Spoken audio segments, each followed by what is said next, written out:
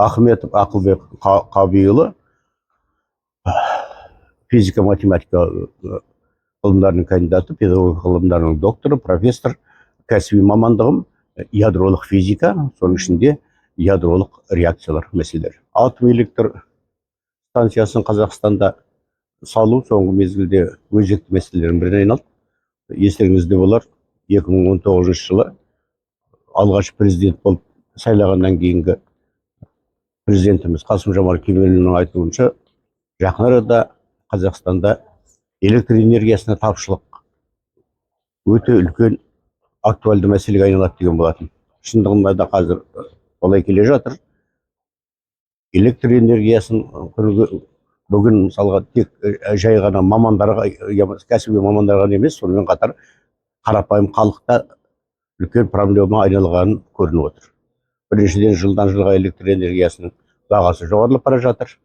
Екіншіден, электр энергиясыменен үзіліссіз жабдықтау мәселелері соңғы мезгілде күн тәртібіне айналды. Сондықтан да бұл мәселеге шешудің әртүрлі жолдары бар. Әрине, қарапайым жаңа күнделікті осы жерде тұратын адамдардың көбі атом электр станциясына қарсы да болуы мүмкін.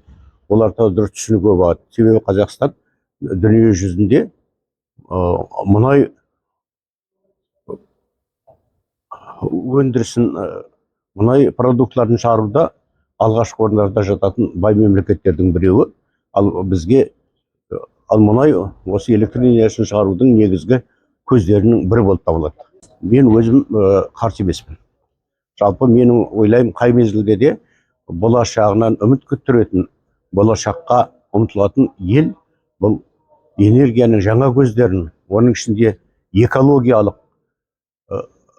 таза әрі арзанға шығатын энергия көздерін пайдалану бұл елдің үлкен жоғарғы технологиялық деңгейге көтерілгенін көрсетеді. Мысалға қараңыздар, бір атом электр станциясының бір жылғы жұмысына қажетті небарлығы 100 тонна уран. Байытылған уран енді 4%. Ал енді осы мезгілде мұнай немесе көмірден осындай энергия көзінде 2 миллион тонна. Ал 2 миллион тонна көмірді немесе мұнайды жаққанда қоршаған табиғатқа қандай зиян келетінін өздеріңізде байқайтын боларсыздар. Әңгіме әрине атом электр станциясын салуда үлкен мәселелер көп. Оның ең алғашқысы бұл қауіпсіздік мәселесі.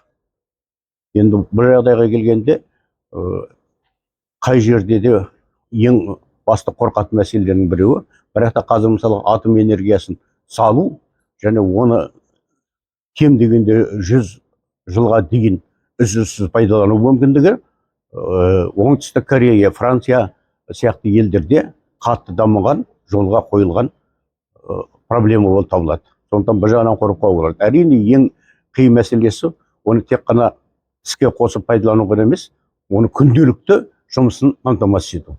Бір жағынан әрине жергілікті мамандар, оның ішінде Қазақстан айналған мамандардың деңгейі күні бүгін бұған жетпеді деуге толық айтуға болады.